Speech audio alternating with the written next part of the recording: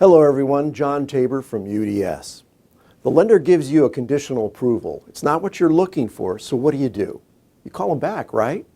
Well, before you do, let me give you something to think about that could help you be more effective when rehashing a deal with a lender. First, let's clear up a misunderstanding. When it comes to your lenders, I know sometimes it feels like they're looking for more ways to say no than they are yes, but that's not true. In fact, they get paid to lend money. The more they lend, the better. There is a little catch though. The deal needs to fit into their individual lending guidelines. The more you know about the lending guidelines of each of your lenders, the better you'll be able to match each deal to the lenders who will give you the most favorable call.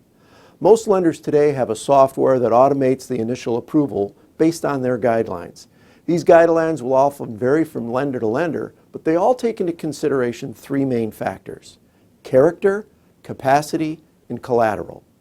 Character is the payment history, capacity is debt to income, and collateral is the vehicle, which can determine terms based on the age of the unit or loan to value amount. Now, the lender's software is determining risk based on how the deal was submitted. The decision it makes is based on all the numbers and ratios of their guidelines with limited human evaluation. The most important factors to a lender are character, which is payment history, and capacity, which is debt to income. These two factors alone determine about 65% of the decision. So before you call back a lender, be prepared for the call. Think risk. How can you improve the deal by lessening the risk for the lender?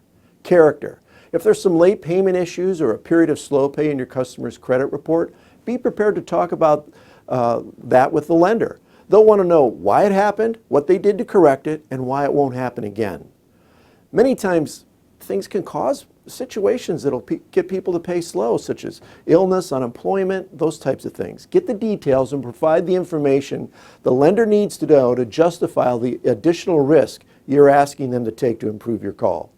Capacity, debt to income. Most lenders will want to see current debt no more than 40% of the applicant's gross monthly income. For those with excellent credit, no more than 50%. And they want to see a car payment around 8% of that monthly income. Before you call back, do the math.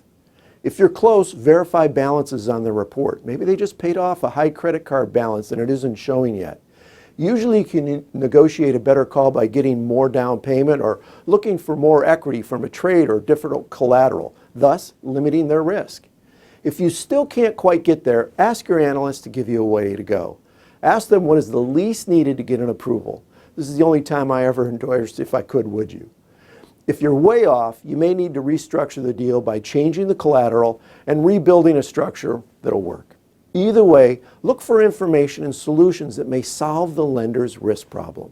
If you want to get better calls, know your lender's guidelines and think about what you can do to limit the lender's risk. And that's your tip of the week. For a transcript, email me at jtabor@udsdealerservices.com, or if you'd like to enroll in our free newsletter.